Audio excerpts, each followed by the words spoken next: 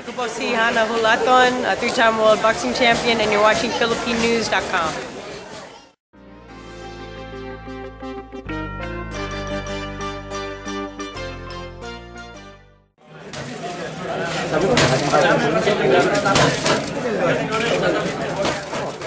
Okay naman, ngayon masabi na natin nasa 98% tayo nga sa condition, so wala na problema.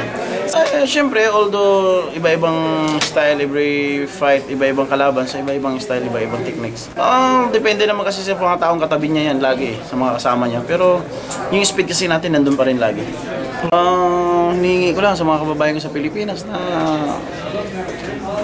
kung hindi namin kaya, kung wala kayo, hindi namin kaya to kasi kailangan naman namin, ang pinaka-importante sa lahat, kailangan namin yung dasal niyo lahat para sa panalo natin sa laban na ni Manny Pacquiao. So, tulungan niyo po kami magdasal na manalo sa darating na laban.